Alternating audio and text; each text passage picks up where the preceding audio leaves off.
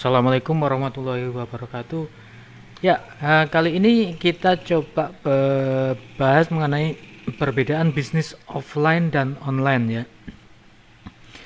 Bagi sahabat-sahabat yang berencana untuk membuka bisnis, ada baiknya untuk melihat dulu mengenai perbedaan bisnis offline dan online. Ya, mungkin mau memutuskan apakah mau fokus di offline ataukah online. Nah, kita coba ini membahasnya.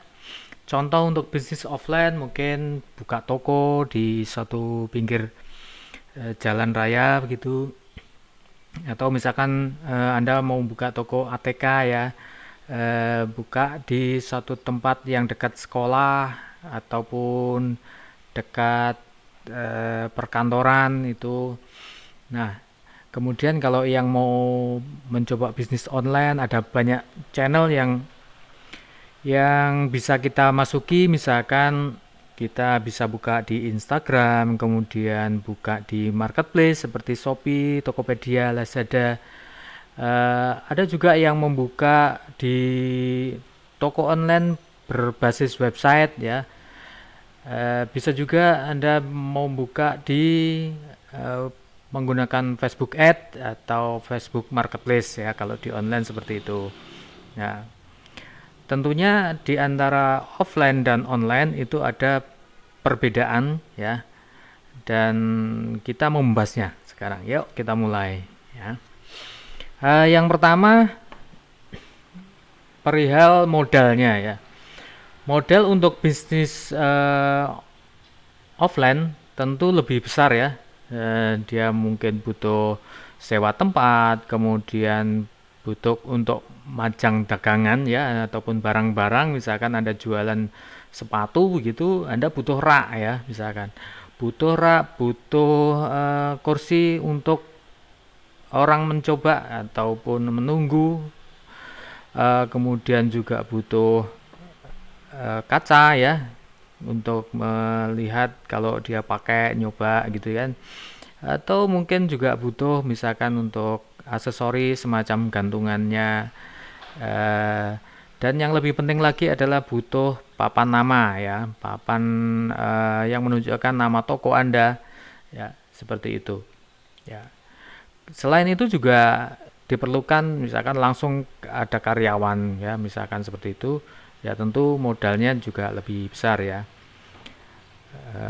Kalau Anda misalkan punya toko, misalkan mau buka toko alat tulis ya, seperti itu juga juga pasti akan memerlukan modal yang besar ya. Kalau offline, online bagaimana kalau online? Jadi kalau online relatif kecil ya. Kalau misalkan Anda mau buka suatu toko di, contohnya misalkan di Shopee gitu ya, tidak diperlukan biaya untuk masuk, misalkan untuk pendaftarannya nggak perlu ya. Kemudian Anda kalau mau majang dagangan yang banyak saja tidak perlu, hanya cukup upload aja produknya. Nah, kemudian mengenai stok barang. Kalau stok barang online itu juga, Anda mau berapa banyak itu juga stoknya, berapa jenis macamnya itu juga Anda bisa sesuaikan, tidak perlu banyak gitu.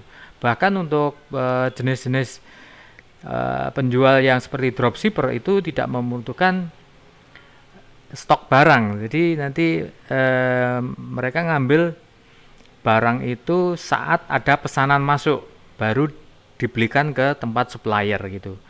Dari supplier langsung kirim ke pembeli yang sudah memesan dari dropshipper tadi gitu. Jadi untuk medalnya relatif lebih kecil untuk yang online gitu. Nah, yang kedua mengenai jangkauan pemasaran. Ya, kalau di offline tentu lebih terbatas atau lebih sempit ya. Biasanya kalau misalkan kita buka toko sepatu gitu, orang yang kita targetkan adalah orang-orang yang di sekitar kawasan itu atau di jalan itu, orang yang berlalu lalang di jalan itu adalah target market kita. Jangkauan pemasaran kita kalau misalkan di offline ya, misalkan kita mentargetkan hanya dalam radius misalkan 10 kilo ya, atau 20 kilo, bahkan kalau kuliner itu maksimal 5 kilo biasanya. Kalau yang jenis-jenis tertentu, semakin spesifik barang Anda, mungkin jangkauannya lebih luas ya. Misalkan seperti saya pernah jualan sepatu kulit, itu yang kita targetkan tidak hanya yang dalam satu kecamatan, tapi juga dalam satu kota gitu. Bahkan untuk beberapa pelanggan itu ada yang dari luar kota, itu mau datang. Tapi kalau misalkan jenisnya seperti misalkan Anda jualan sembako, tentu radiusnya semakin kecil ya, semakin sempit karena di mana-mana sudah banyak orang yang jualan ya. Jadi lebih apa ya, Anda mentargetkannya tentu lebih sempit ya. Nah, kalau online bagaimana? Tentu online itu jauh lebih luas ya. Online itu menjangkau nasional bahkan bisa internasional ke luar negeri. Contohnya di Shopee ya. Shopee itu pelanggan-pelanggan kita itu bisa berasal dari Kalimantan ya, luar pulau, itu bisa kita kirim ya ke Papua, ke Sumatera, itu sudah biasa kita melayani pembelian ke luar-luar pulau gitu, luar kota, luar pulau.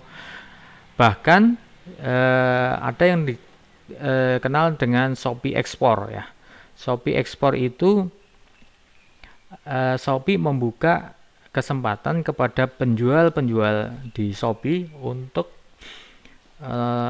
produk-produknya mereka pasarkan di Shopee yang ada di luar negeri, misalkan di Malaysia, di Singapura, di Filipina ya, seperti itu.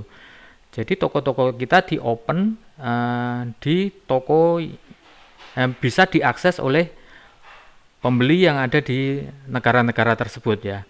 Contohnya kemarin kami mendapat order itu pembelian untuk pembeli yang ada di Manila, Filipina ya, seperti itu. Jadi begitu luasnya. Contoh lain, apakah dropshipper juga bisa untuk yang internasional? Itu ternyata banyak juga dropshipper internasional. Mereka mengambil, mereka misalkan ada di Indonesia gitu ya orangnya, dropshippernya ada di Indonesia, barang diambil dari Cina untuk target market yang ada di Amerika, misalkan seperti itu. Itu bisa gitu. Kalau yang Sultan Facebook Ad ya, seperti itu Mas Yoyo itu, yang orang Sleman, Jogja, itu berjualan di hampir semua negara ya. Sedangkan beliaunya ada di Indonesia kan. Jualan panci itu bisa seluruh negara kecuali di Korea Utara dan Indonesia awalnya. Itu beliau mentargetkan penjualannya ke semua negara ya, dengan budget iklan perharinya 1 miliar. Ya, itu adalah contoh jangkauan pemasaran dari bisnis online. Demikian luasnya ya. Oke, yang ketiga mengenai waktu bekerja. Ya. Kalau offline tentu terbatas ya, jam buka toko misalkan dari jam 10 rata-rata ya. Biasanya disesuaikan dengan jam kerja atau shift dari karyawan. Dari jam 10 pagi tutup jam 9 malam misalkan ya. Kemudian setelah itu mereka tidak bisa melayani saat jam tutup ya, tentu tidak bisa melayani customer. Ada beberapa toko yang buka 24 jam. Biasanya itu terkait dengan faktor apakah produk yang dijual memerlukan urgensitas, misalkan seperti apotek itu ada yang jual atau buka selama 24 jam ya, tapi tidak banyak kan. Kemudian beberapa gerai Indomaret, Alfamart itu juga buka 24 jam ya. Tapi tidak berlaku misalkan toko sepatu ya, rasanya aneh aja kalau misalkan buka 24 jam kan. Nah, seperti itu. Nah, beda halnya kalau misalkan bisnisnya online. Online bisa non-stop 24 jam. Kita buka full ya, meskipun kita tidur ya. Kita tuh ownernya tidur, toko itu tetap buka ya. Pagi-pagi begitu bangun tidur, orderan sudah numpuk ya, seperti itu kalau di online ya. Oke, yang keempat sekarang. Yang keempat mengenai strategi pemasaran. Ya, strategi pemasaran biasanya kalau di offline itu informasinya dari mulut ke mulut, kemudian memanfaatkan brosur misalkan seperti itu. Ya tentunya dengan informasi dari mulut ke mulut itu berjalannya lebih lambat ya. Kalau kita memakai brosur misalkan ya, ada beberapa contoh itu penggunaan brosur dikatakan efektif, mungkin efektif untuk jenis-jenis bisnis tertentu ya. Misalkan di Semarang itu ada satu produsen atau toko yang menjual lumpia, lumpia ekspres misalkan. Itu memasarkannya dengan membagikan brosur di traffic light ya. Jadi setiap orang yang berhenti di traffic light itu diberikan semacam brosur gitu ya. Nah, apakah efektif? Ya, mungkin efektif ya. Nah, karena misalkan mereka menghadang dari semua penjuru pintu masuk kota Semarang gitu kan. Ya, mungkin akhirnya orang pendatang-pendatang yang mau masuk berwisata di Semarang itu terinformasi adanya oleh-oleh, karena ini kan oleh-oleh ya, lumpia itu. Ya, tetapi itu untuk jenis-jenis bisnis tertentu ya, seperti itu. Mungkin juga kalau kita tahu, misalkan ada beberapa yang misalkan handphone gitu ya, orang gerai handphone itu membagikan brosur di jalan-jalan di depan eh, gerai mereka. Biasanya kan SPG-nya itu membagi-bagikan ke brosur ke setiap pejalan ya, orang yang melewati jalan itu. Nah, ini tentunya berjalan lambat, lebih lambat ya.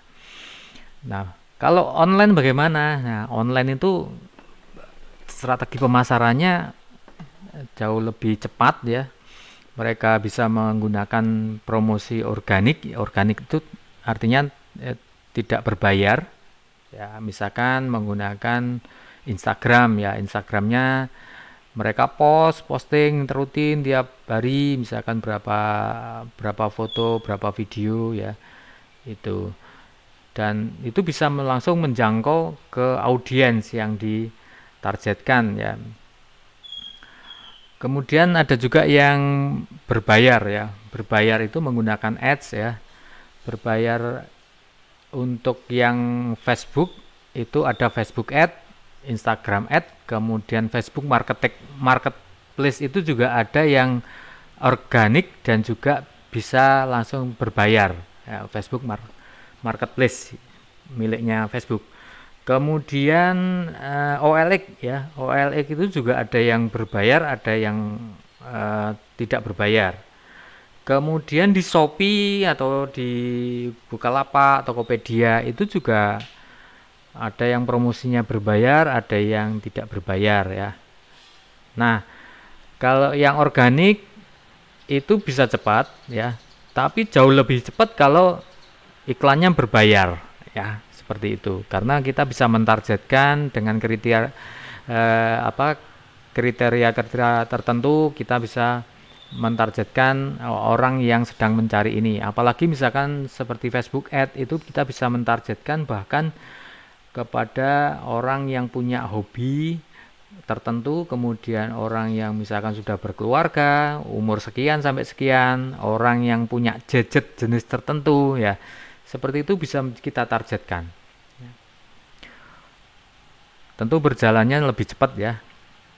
Karena kalau semakin cepat, kalau yang berbayar nih, contohnya berbayar ini semakin tinggi anggaran yang kita keluarkan, itu jangkauan lebih luas dan biasanya lebih cepat ya. Oke, lanjut yang kelima mengenai jenis produk. Jenis produk kalau di offline tentu tergantung tempat ya. Kalau tempatnya luas mungkin bisa menampung banyak produk. Tapi kalau tempatnya sempit, misalkan toko yang hanya 3x5 gitu ya, tentunya akan berbeda, tidak bisa menampung banyak barang gitu ya. Jadi tergantung tempatnya. Tapi kalau misalkan di online itu bisa menampung banyak sekali produk ya, tanpa kita kesulitan untuk menambah space apa gitu ya. Contohnya misalkan di Shopee ya, untuk seller yang sudah melakukan verifikasi, kita bedakan ya, seller yang belum melakukan verifikasi KTP ya, itu maksimal hanya bisa memposting 100 produk ya. Tapi kalau yang sudah verifikasi KTP naik menjadi 10 kali lipat, yaitu menjadi 1000 produk ya. Nah, kalau yang sudah star ya bisa sampai 2000 ya, seperti itu. Jadi kalau di online kita bisa punya berbagai macam produk ya. Kalau di offline tentu tergantung tempatnya. Oke, ya, lanjut yang keenam, jumlah produk ya, artinya stok ya. Stok ini kalau di offline tentu berdasarkan stok yang kita ini ya, jumlah jumlah produk yang kita bisa pajang adalah berdasarkan stok. Misalkan begini, untuk produk tertentu itu laris ya, biasanya mereka menggunakan hukum Pareto 80-20 ya, artinya 20% itu sebetulnya adalah produk yang paling laris yang menyumbang 80% omset mereka ya, atau penghasilan mereka. Sementara yang 80% ya, 80% adalah produk-produk yang bukan fast moving atau yang biasa-biasa saja lakunya, kadang-kadang laku, kadang enggak. Nah, itu jumlahnya biasanya 80%, tetapi menyumbang omset sebesar 20%. Ya, biasanya seperti itu. Nah, mereka akan mempunyai manajemen stok. Misalkan untuk yang jenis-jenis fast moving atau barang-barang yang laku keras ya, itu mereka harus memastikan bahwa stoknya tidak pernah kehabisan ya. Nah, kalau yang tidak fast moving atau yang 80% tadi, itu mereka manajemennya adalah tidak overstock ya, tidak stoknya tidak berlebihan seperti itu. Nah, beda lagi dengan online. Online itu ya kalau mau stok ya bisa ya, misalkan seperti reseller atau produsen atau supplier itu mereka punya stok dan jumlahnya hampir sama kayak orang-orang yang jualan secara offline, itu jumlah stoknya ya, tergantung berapa banyak mereka tingkat penjualannya ya. Tapi ada yang jenis penjual yang namanya dropshipper tadi, itu mereka tidak harus punya stok ya. Contohnya misalkan mereka dropship dari toko A yang ada di Tokopedia, kemudian si dropshipper menjualnya di Shopee gitu ya. Itu mereka tidak harus punya stok.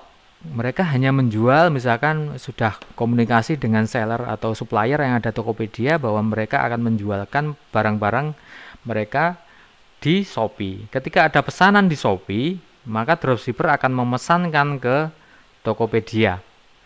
Ya kan?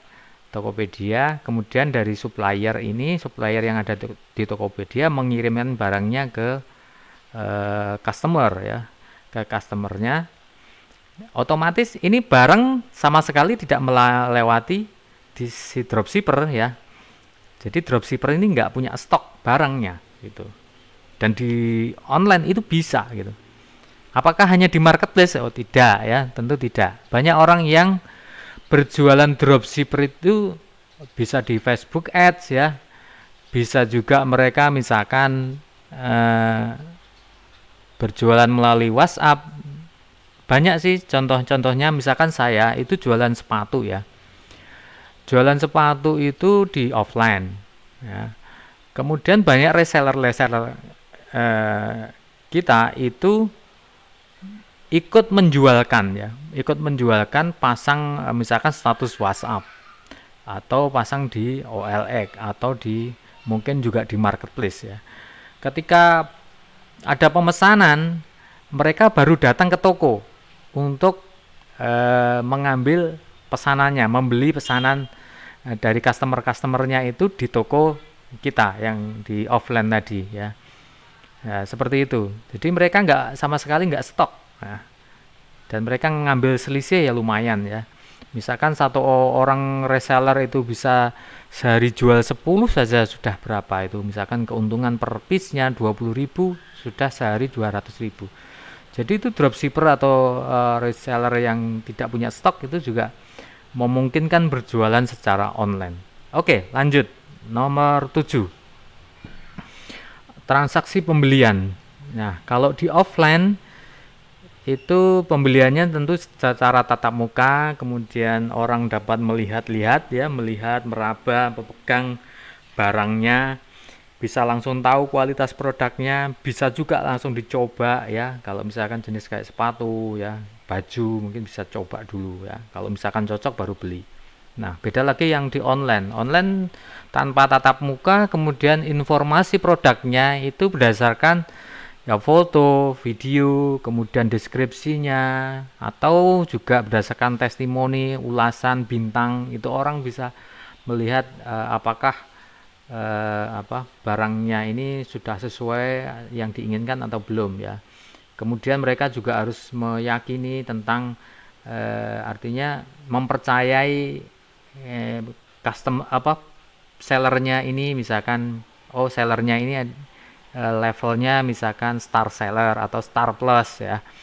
Kalau di Tokopedia misalkan dia sudah level bronze 5 atau diamond 3 ya, seperti itu. Semakin tinggi mereka punya level, itu tingkat kepercayaan customer akan semakin tinggi ya, demikian. Oke, berikutnya ini perbedaan tadi ya tentang transaksi pembelian. Nah, nanti ini akan menjadi kita mau lihat kelebihan dan kekurangannya seperti apa. Yang nomor 8 ya, transaksi pembayaran. Ini kalau di offline pembayarannya langsung ya. Jadi orang sudah cocok barangnya langsung dibayar di kasir ya, transaksi selesai. Nah, kalau di online itu transaksi pembayarannya bisa melalui transfer atau melalui dompet digital ya, atau ya misalkan seperti di marketplace Shopee gitu ya, orang bisa bayarnya lewat transfer bank ya, atau bisa juga melalui Indomaret, Alfamart ya. Kemudian juga misalkan dia punya deposit di ShopeePay ya, atau bisa juga menggunakan beberapa fasilitas di Shopee. Itu ada misalkan Shopee Pay Later ya, kemudian kartu kredit ya, dan sebagainya ya. Itu beberapa transaksi, artinya tidak ada cash basis di sini. Kemudian yang nomor 9 ya, tenaga kerja di offline tentu lebih banyak ya. Misalkan saja ada yang misalkan di toko sepatu, misalkan toko sepatu itu beberapa yang kita lihat tidak hanya satu orang yang menjaga toko itu ya, apalagi dia gudangnya berbeda lokasi, misalkan ada yang di bawah itu sebagai showroomnya, atas sebagai gudangnya. Nah, biasanya tetap diperlukan 2 orang ya. Semakin banyak barang yang dijual, makin banyak pula tenaga kerja yang diperlukan, karena mereka misalkan memerlukan orang untuk bagian yang penerimaan barang, bagian gudang, seperti itu ya. Nah, kalau yang di online tenaga kerjanya relatif sedikit ya, karena beberapa fungsi itu bisa digabung, bisa istilahnya bisa dimampatkan, karena mereka menghitungnya berdasarkan volume transaksinya gitu. Misalkan transaksinya banyak, tentu mereka membutuhkan tenaga yang lebih banyak pula ya. Seperti contohnya dropshipper ya. Dropshipper itu kalau misalkan baru awal-awal mungkin mereka handle sendiri dropshippernya. Tapi kalau misalkan transaksinya sudah ramai sekali, mereka hanya membutuhkan admin yang berfungsi untuk membalas chat ya. Kemudian mungkin ada juga bagian yang mengiklan, misalkan bagian mendesain foto ya, video seperti itu. Tidak ada fungsi seperti packing ya, penerimaan barang itu tidak ada kalau di dropshipper ya. Jadi tenaga kerjanya bisa lebih efisienkan. Nomor 10 ya, tentang pencarian pembeli ya. Pencarian pembeli kalau di offline bagaimana? Ya, tentu prosesnya customer mesti mendatangi toko ya, melakukan perjalanan dari rumah ke toko, kemudian dari toko itu misalkan sudah dituju ya. Contoh tadi orang mau beli sepatu ya, misalkan di sepatu itu di toko A sudah dilihat-lihat ya. Oh, yang diinginkan nggak ada misalkan. Yang dikehendaki ada, ternyata ukurannya nggak ada, kosong ya. Seperti itu kan sering kejadian ya.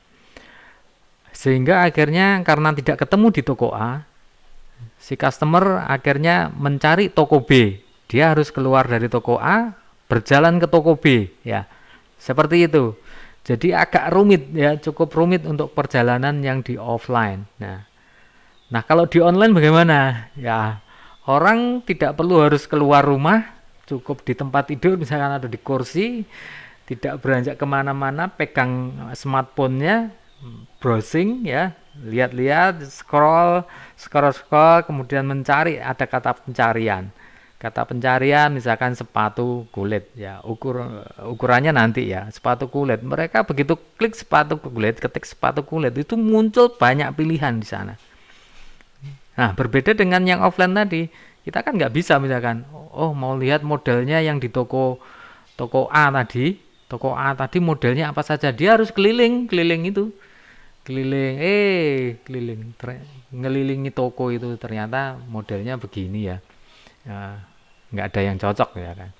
Nah, beda sama yang di online. Kalau online ya begitu di scroll ke bawah itu sudah banyak pilihan ya, di sana sudah ada tercantum modelnya, harganya, kemudian kualitasnya seperti apa dari deskripsinya seperti itu, ketersediaan ukurannya. Nah, banyak ya, banyak hal bisa ditemui langsung dengan mudah oleh pembeli-pembeli yang berbelanja di online ya.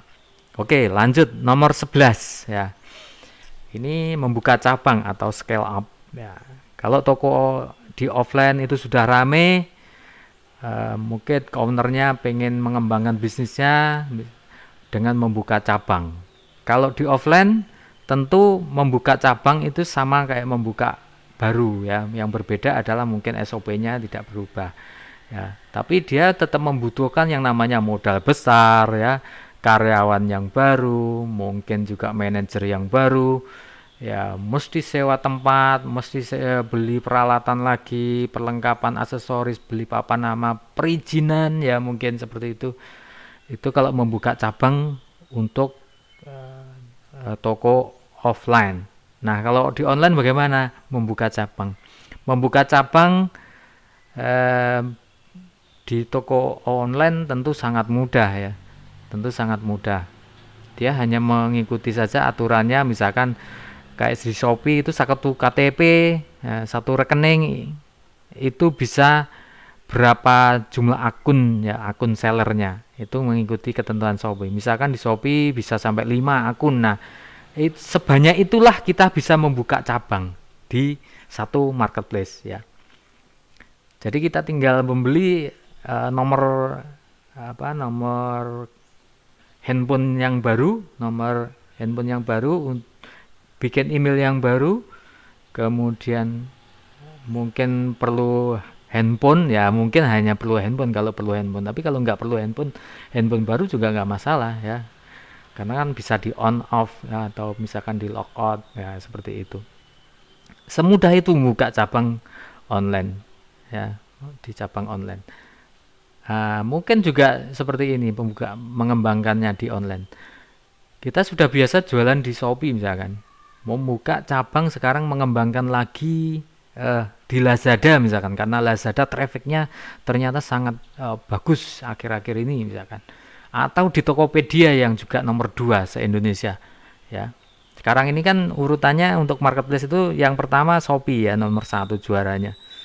Yang kedua adalah Tokopedia, yang 3 Bukalapak, yang keempat Lazada ya, yang kelima Blibli Ya, seperti itu data yang terakhir ya. Ya, jadi kalau misalkan kita sudah punya toko di Shopee, mungkin kita bisa buka di Lazada, buka juga di Tokopedia. Nah, kalau buka di lintas marketplace itu kita praktis tidak ada biaya apa-apa karena nomor handphonenya juga masih bisa kita pakai yang sama dengan yang Shopee, ya KTP-nya juga bisa sama ya dengan yang Shopee karena beda marketplace kan. Nomor rekeningnya juga masih bisa kita pakai ya. Praktis tidak ada biaya. Ya. Barangnya perlu pengadaan lagi. Kalau Anda yang sudah stok, ya, Anda yang stok barang untuk jual online, itu buka di tempat-tempat yang lain, itu Anda tidak perlu menambah stok karena stok yang ada bisa Anda jual lagi di tempat marketplace yang lain. Tinggal Anda mengelolanya, misalkan mengatur bagaimana stok ini bisa tidak istilahnya misalkan sudah diborong oleh customer yang ada di Shopee sehingga yang di Lazada belum dinihilkan misalkan habis terjual seperti itu ya, atau belum dikurangi stoknya yang ada di Lazada ya, tinggal manajemen stok saja ya. Ya begitu mudahnya kalau membuka cabang di online ya. Lanjut nomor 12 ya, database penjualan. Nah, database ini penting ya untuk bisa kita mengelola data customer ya. Ada survei yang membuktikan bahwa biaya untuk kita membuat penjualan antara ke customer yang sudah pernah beli ya dengan customer baru, itu biayanya untuk yang customer baru itu sekitar 7 sampai 10 kali lipat besarnya dibandingkan kalau yang beli adalah pembeli yang sudah pernah membeli di tempat kita atau customer lama gitu. Sehingga database ini begitu pentingnya untuk kita melakukan retargeting lagi, kita maintain pembeli-pembeli atau customer yang loyal ke kita karena memang dari survei tadi berarti kita memang harus ngopeni customer yang sudah pernah berbelanja di tempat kita ya, seperti itu. Nah, bagaimana untuk database penjualan ini secara offline ya? Secara offline kita tahu ya, kita database-nya hampir nggak ada. Untuk mereka hanya misalkan punya record atau rekam jejak untuk penjualannya saja, misalkan hari ini terjual item sepatu jenis casual nomor 41 misalkan ya, atau jenis pantofel nomor 42 seperti itu. Tapi untuk data siapa orang yang beli, kalau sebelumnya mereka tidak pernah berinteraksi tiba-tiba datang ya, rasanya kita juga nggak punya itu database dari penjual, dari customer tersebut ya. Beda kalau penjualan secara online ya. Secara online kita sudah bisa tahu misalkan dengan teknik tertentu kita bisa mendapatkan data itu secara lebih lengkap ya. Misalkan yang berjualan di marketplace Shopee seperti itu. Kita untuk awal-awal untuk orang bisa menjadi customer atau menjadi follower kita itu ada misalkan teknik tertentu sehingga orang mau menjadi follower kita. Setelah follower kita bisa targetkan mereka untuk kita tawari barang-barang yang ada jual kita. Kemudian orang yang sudah pernah beli itu datanya juga masih ada, mulai dari alamat, nomor HP, kemudian mereka beli apa gitu kan sudah ada tersimpan di data di toko kita gitu ya. Jadi database penjualan kita itu tersimpan dengan baik untuk yang di online. Untuk nantinya bisa kita lakukan retargeting. Nah, contoh retargeting misalkan yang sederhana, misalkan ada orang yang beli, kemudian kita chat ya, misalkan kita chat, Kak ini sudah barangnya sudah kita kirim ya. Nah, chatnya kan masih tersimpan kan. Nah, saat kita punya produk yang mirip atau menjadi pelengkap dari produk yang pernah dibeli si customer ini, kita bisa tawarkan nih, chatnya kan nggak hilang tuh, kita chat lagi si customer tadi. Itu retargeting yang pertama. Yang kedua ada fasilitas broadcast ya, broadcast yang ada di Shopee untuk seller-seller tertentu ya, seller Star Plus misalkan seperti toko kami itu satu itu sudah Star Plus, jadi sudah ada fasilitas broadcast. Nah, broadcast itu bisa kita menawarkan untuk orang-orang, misalkan orang-orang yang sudah memasukkan barangnya ke keranjang, ya, tapi belum melakukan pembayaran ya, pembayaran. Nah, itu bisa kita targetkan, atau orang-orang yang menjadi follower kita, itu bisa kita targetkan. Nah, seperti itu. Jadi pentingnya database untuk penjualan itu seperti itu. Oke, lanjut ya. Ini sekarang masuk ke masalah kekurangan dan kelebihan ya. Tentunya di offline itu ada kekurangan, tentu ada kelebihan. Sebaliknya biasanya yang menjadi kekurangan di offline itu menjadi kelebihan di online. Kelebihan yang ada di offline menjadi kekurangan yang ada di online gitu ya. Oke, kita lihat satu persatu ya. Yang pertama untuk bisnis offline. Bisnis offline itu kekurangannya memerlukan lokasi yang benar-benar strategis sebagai tempat untuk berjualan. Nah, ini agak sedikit saya singgung. Ini selain kita harus tahu mana lokasi yang strategis, karena memang beda-beda bidang usaha atau bidang bisnis yang digeluti tentunya berbeda arti strategis. Istilahnya kalau Mas Jaya Setiabudi itu sarang semut ya. Kita harus bisa berjualan di sarang semut, artinya di tempat di mana target market kita berada. Jadi target market ini sudah harus kita tetapkan di awal sebelum kita membuka toko ya. Misalkan target marketnya siapa nih dari penjualan kita.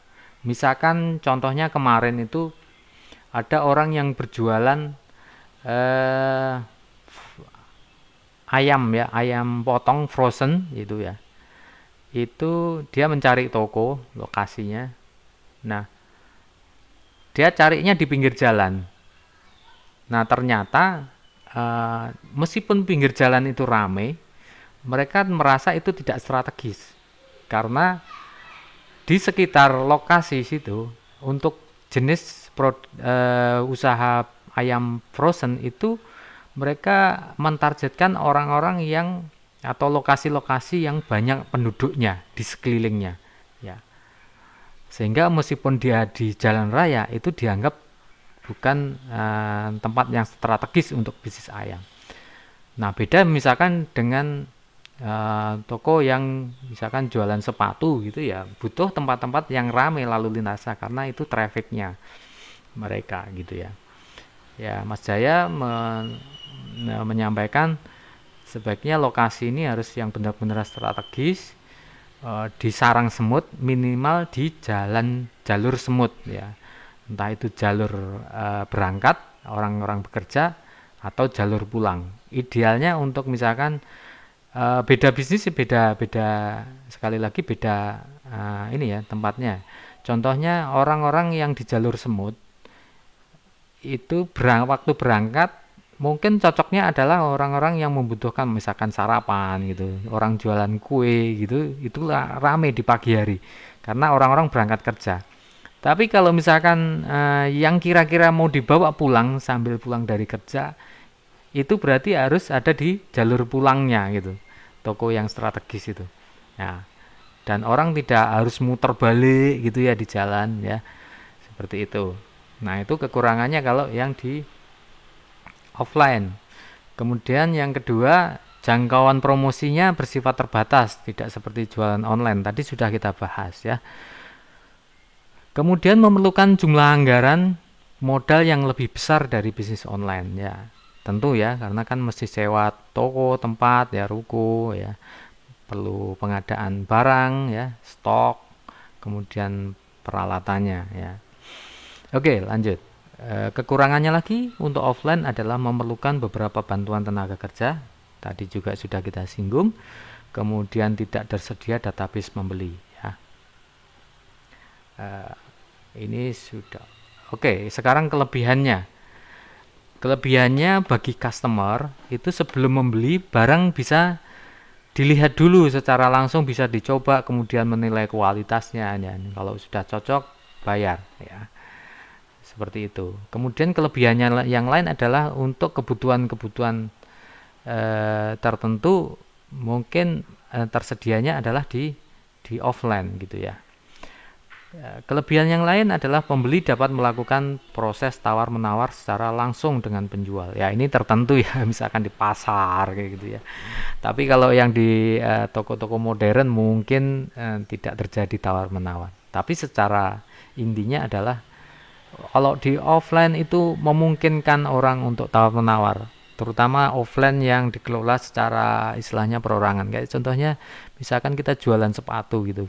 Seringkali misalkan karena meskipun di situ sudah tercantum harganya, orang masih nawar gitu ya. Seperti itu. Oke. Lanjut untuk kelebihannya, barang yang sudah dibeli boleh langsung dibawa pulang ya. Jadi sudah langsung begitu dibayar, barang menjadi milik dari pembeli ya. Sudah langsung terjadi proses jual belinya cepat sekali ya. Nah, ini sekaligus yang ke bawahnya ya, transaksi jual beli selesai seketika ya. Jadi sudah langsung selesai saat itu. Nah, yang berikutnya lagi, keunggulannya pada umumnya loyalitas pembeli itu umumnya tinggi ya. Kalau di offline, ya. Contohnya misalkan di toko sepatu saya gitu ya, di offline kan, itu orang-orang biasanya kalau sudah beli di tempat saya itu awalnya misalkan beli sepatu, besoknya mereka akan beli sendalnya gitu atau dompetnya, mencari barang-barang kulit itu ya di tempat toko saya gitu ya, karena misalkan sudah cocok dengan kualitasnya, mungkin cocok dengan harganya gitu ya, atau cocok dengan layanannya ya, itu tergantung mereka gitu ya. Artinya mereka sudah loyal, sudah satu toko ya situ ya, biasanya kembali lagi ke situ. Kemudian setelah loyal, mereka biasanya mereferensikan teman-temannya untuk datang ke toko yang mereka sukai gitu ya. Nah, ini biasanya kadang-kadang ya kita itu siang misalkan itu datang serombongan itu. Oh, ternyata itu dibawa oleh satu orang yang sudah pernah beli sebelumnya ya. Bawa satu kantor teman-temannya di kantornya rame-rame datang ke toko. Ya, itu karena loyalitasnya tinggi gitu. Ya, mereka mereferensikan, bahkan yang ada yang sudah datang pernah tiba-tiba mampir gitu ya, mampir itu padahal orang luar kota. Begitu dia datang ke kota ini ya, itu beli lagi, mampir lagi gitu. Dan itu tidak hanya satu dua gitu. Ya, loyalitas pembeli seperti itu kalau di offline. Ya. Oke, lanjut ke bisnis online-nya ya. Kekurangannya apa kalau di online ya?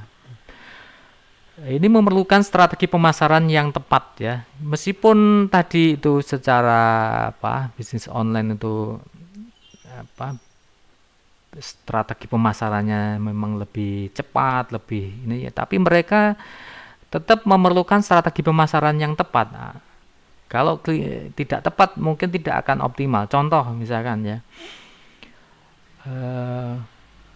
untuk pemasaran di marketplace ya, misalkan Shopee, itu kan mesti kita tahu di sana ada yang namanya orang-orang bilang perang harga gitu.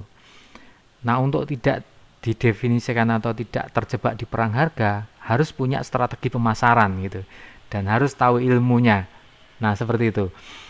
Kemudian kalau misalkan di Facebook Ad misalkan, strategi pemasarannya juga mungkin berbeda. Mereka harus mentargetkan, dia harus punya namanya, harus observasi dulu iklan yang mengobservasi, kemudian baru mereka tembak iklan yang menjual. Kemudian targetnya ini harus tepat juga ya.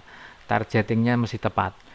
Kemudian channel-channel yang dipakai itu juga tidak semua bisa cocok. Misalkan untuk produk tertentu itu cocoknya misalkan di Instagram, untuk jenis tertentu misalkan cocoknya di Facebook, mungkin juga di marketplace seperti itu. Jadi memerlukan strategi pemasaran yang tepat ya. Yang kedua, kekurangan dari bisnis online adalah memiliki lebih banyak persaingan bisnis ya. Tadi itu. Jadi orang mengetikkan sepatu kulit, sudah langsung disodorkan banyak pilihan ya. Customer sudah langsung diberikan banyak pilihan. Harganya sudah langsung bisa di short ya. Berdasarkan yang termurah, yang termahal ya, yang terlaris ya, seperti itu sudah orang langsung bisa punya banyak pilihan. Jadi persaingannya begitu begitu tinggi itu. Ya. Kemudian yang berikutnya kekurangannya tidak mengetahui kualitas barang secara langsung ya. Ya karena memang pembeli hanya lihatnya berdasarkan gambar, video ya, ulasan ya, deskripsi seperti itu. Tidak bisa pegang kan gitu ya. Mereka bisa pegang kalau barangnya sudah nyampe dan itu harus sudah dibayar kan. Oke, lanjut kekurangannya. Pembeli tidak bisa melakukan proses tawar-menawar. Ya, pada umumnya begitu ya. Tidak bisa tawar-menawar meskipun ya di Shopee itu sudah membuka yang namanya tawar-menawar ya. Jadi kalau misalkan kita mengaktifkan bisa menawar, tawar-menawar ya, pembeli bisa menawar ya. Tapi kalau misalkan seperti di Tokopedia, di Lazada seperti itu rasanya memang tidak ada fitur yang memungkinkan pembeli melakukan tawar-menawar dengan penjualnya. Oke, lanjut. Kekurangannya untuk online adalah barang belanjaan tidak sampai secara langsung karena barang dikirim ya. Kalau ini sekaligus perbedaannya kan orang misalkan dari Kalimantan beli di Jakarta gitu ya. Tentu barangnya harus dikirim ya, tidak langsung tiba-tiba datang di depan pintu gitu. Harus melalui proses kirim ya. Oke. Kekurangannya lagi untuk bisnis online adalah risiko barang tidak sesuai ekspektasi ya. Tidak sesuai deskripsi, salah ukuran atau kualitasnya ternyata lebih rendah dari yang di fotonya. Ya, fotonya macam cakep banget gitu. Ternyata begitu datang kualitasnya oh alah begini gitu ya. Nah, gitu. Cacat, rusak karena memang dikirim kita pas bayar, sebetulnya pas bayar itu kita belum tahu sepenuhnya kualitas barangnya. Ya. Risiko hilang saat pengiriman. Nah, itu bisa juga terjadi. Risiko salah kirim ya, misalkan keliru ngasih label misalkan dari pihak ekspedisi atau pihak penjualnya ngasih label pengiriman. Si customer A pesannya barang misalkan apa ya? Sepatu misalkan. Si di toko tersebut juga jual semir sepatu gitu. Nah, si B ini yang pesen semir sepatu. Tapi nempel labelnya keliru gitu sehingga semirnya semirnya dikirim ke customer A, sepatunya dikirim ke customer B kan bisa bisa begitu ya, human error ya. Nah, bisa jadi seperti itu. Itu kekurangannya di bisnis online. Berikutnya kekurangannya lagi transaksi jual beli menunggu barang sampai ya. Ya sebetulnya saat orang bayar pembeli membayar itu bayarnya kalau di marketplace itu bayarnya ke pihak marketplace-nya. Misalkan kalau Shopee ya bayarnya ke Shopee dulu kemudian ditahan oleh Shopee. Nah, kemudian mereka kasih notif ke penjualnya untuk kirim barangnya.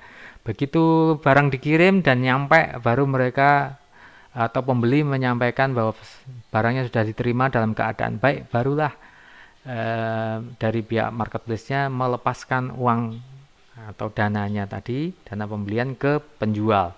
Nah, itu baru selesai transaksinya. Ya. Jadi mesti menunggu barang datang. Oke, lanjut. Kekurangannya setiap pembeli akan dikenakan biaya untuk ongkos pengiriman. Nah, ya sudah pasti ya. Jadi nanti pembeli itu beda sama online, offline kan. Kalau offline itu kan tidak perlu bayar ongkos kirim ya. Jadi berapa harga barang misalkan 100.000 ya bayarnya 100.000. Tapi kalau yang di online di Shopee misalkan itu orang barangnya 100.000 itu masih dibebankan ongkos kirim ya tergantung jaraknya, biayanya, tarif ongkos kirimnya berapa gitu. Oleh karena itu untuk marketplace seperti Shopee biasanya memberikan subsidi gratis ongkir ya seperti itu untuk mengatasi kekurangan yang tentang ongkos kirim ya. Jadi apalagi kalau event-event tertentu misalkan 12-12 ya, 11-11 kemarin ya, itu Shopee membebaskan biaya ongkos kirim untuk semua jenis pembayaran. Nah, itu biasanya rame sekali pada waktu itu. Apalagi nanti 12-12 itu momen apa ya? Panen rayanya para penjual online gitu ya. Oke, lanjut. Loyalitas pembeli relatif rendah. Iya, tentu karena memang persaingan tadi itu kan tinggi ya. Orang pembeli kalau yang di offline meskipun harga selisih sedikit ya misalkan selisih sedikit karena sudah loyal di sana mereka mau untuk balik. Bahkan mereka sudah tidak membandingkan lagi dengan toko-toko yang lain. Tapi kalau yang pembeli online karena memang apa fasilitasnya begitu lengkap ya bisa membuka misalkan oh saya beli misalkan sepatu itu ya dengan merek yang sama sudah kadung dibeli ya sudah datang tiba-tiba pada saat kita browsing-browsing lagi lihatlah lagi loh kok ini ada yang jual harganya lebih murah gitu ya lebih murah ya dia mungkin besok akan lari ke toko itu ya kalau misalkan mau beli lagi gitu ya itu bisa terjadi sangat kemungkinan bisa terjadi jadi loyalitas pembelinya relatif rendah ya. Oke, ya. Itu kekurangannya. Sekarang masalah kelebihannya ya.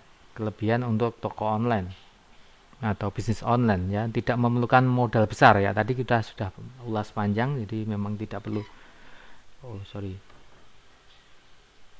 tidak perlu modal besar. Kemudian yang kedua dapat memudahkan pembeli yang tidak memiliki banyak waktu untuk berbelanja secara langsung. Ya, ya mungkin waktunya mepet ya biasanya kalau jam istirahat itu para karyawan kan istirahat itu traffic di bisnis online di marketplace itu biasanya tinggi. Nah berarti mereka menyempatkan para karyawan itu untuk lihat-lihat barangnya yang diincar gitu ya. Mungkin beberapa orang juga menyempatkan diri ya misalkan habis apa beraktivitas dia buka handphone gitu ya. Nah, mereka masih bisa untuk belanja. Tidak perlu harus dandan dulu ya untuk belanja itu mesti mengeluarkan kendaraannya terus berangkat ke toko ya seperti itu. Kalau di online ya tinggal rebahan sambil istirahat lihat-lihat barang ya akhirnya beli gitu. Kemudian tidak memerlukan banyak tenaga kerja bantuan ya tadi sempat kita singgung ya yang dropship juga nggak perlu butuh tenaga packing dan sebagainya. Kemudian lanjut pembeli dapat melakukan transaksi pembelian dan pembayaran dengan cepat ya. Ya langsung biasanya langsung begitu cocok barangnya dilihat ya.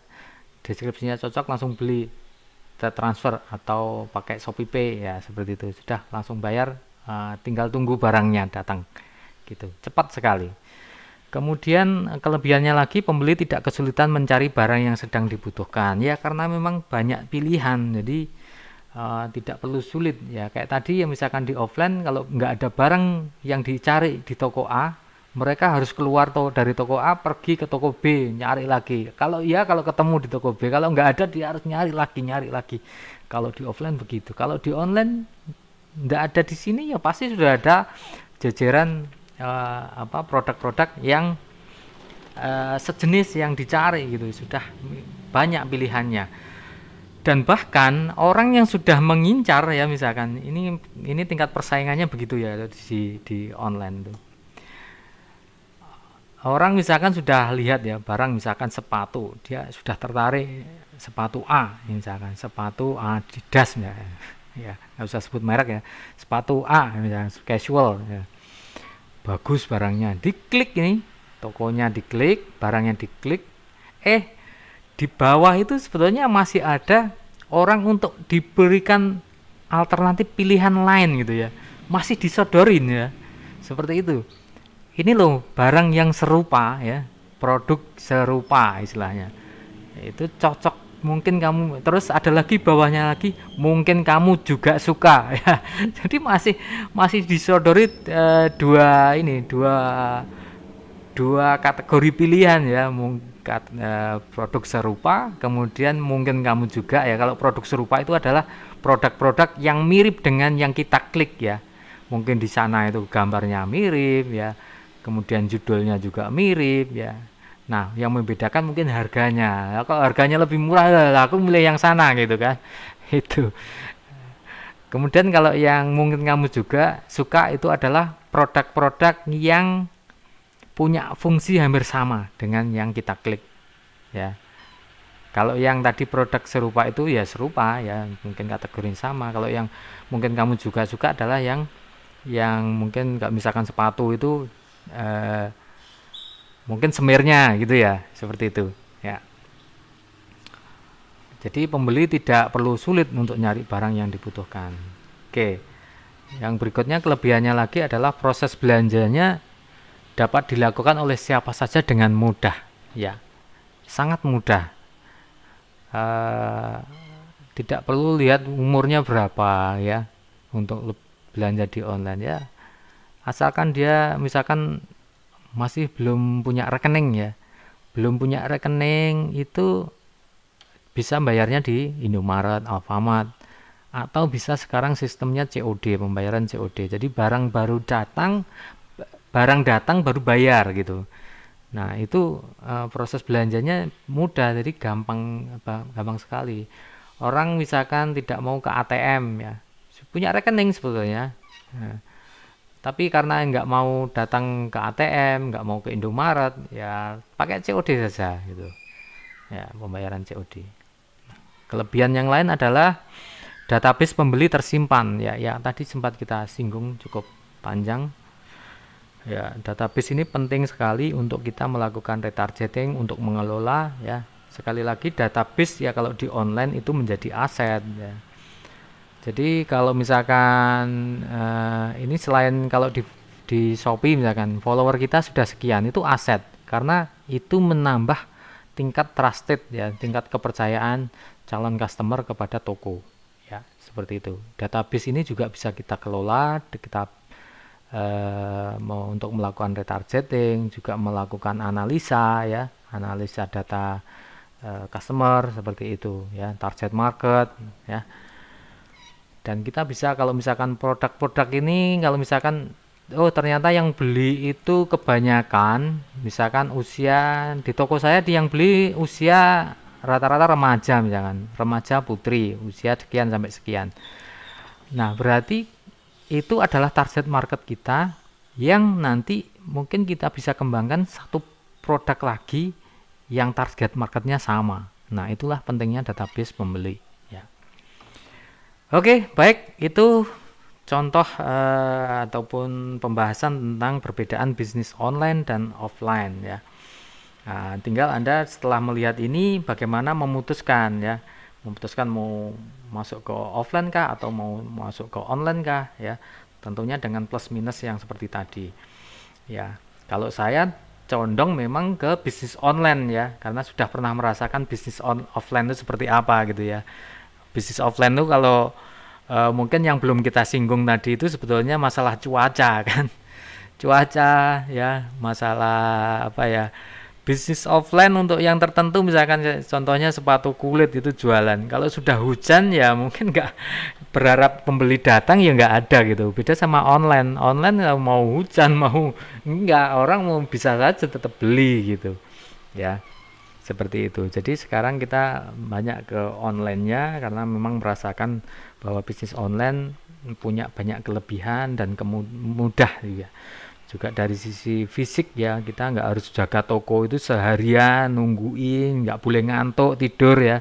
Beda sama online, kita mau tidur juga sebentar-bentar curi tidur nggak apa-apa ya, paling kita mungkin terlambat menjawab chatnya saja gitu ya. Itu saja sih ya. Kemudian apakah bisa dikombinasikan antara pola bisnis offline dengan online? Ya, beberapa memang bisa kita kombinasikan. Misalkan kekurangannya di offline mungkin bisa kita tutup, misalkan strategi pemasaran. Pemasarannya mungkin bisa kombinasikan dengan cara pemasaran online gitu ya. Kita mungkin bisa apa istilahnya? Misalkan kita bisa menggunakan Facebook Ad untuk menggait orang-orang yang di sekitar kita, misalkan radius berapa kilo, itu kita mentargetkannya hanya khusus orang-orang di satu wilayah itu untuk tahu toko kita ada di sini gitu. Itu bisa ya, itu strategi pemasarannya menggunakan cara online, tetapi tokonya kita adalah toko offline ya. Ada juga misalkan kita punya toko offline ya, kemudian pemasaran kita menggunakan Instagram ya, kan banyak juga itu, misalkan kuliner-kuliner ya, atau misalkan toko baju anak itu posting di Instagram ya.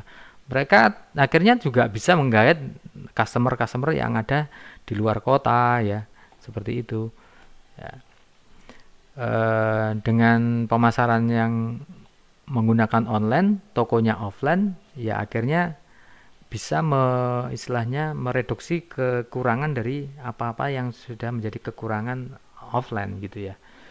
Nah, banyak lagi sih nanti yang bisa Anda kembangkan. Misalkan Anda berjualan di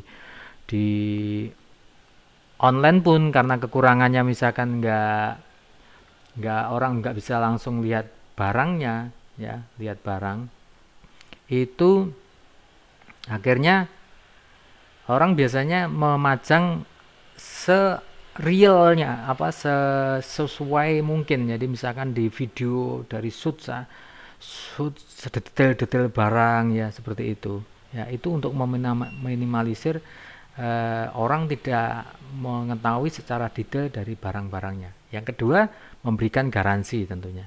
Garansi kalau misalkan barang tidak sesuai, barang tidak ampuh dan sebagainya, itu kasih garansi.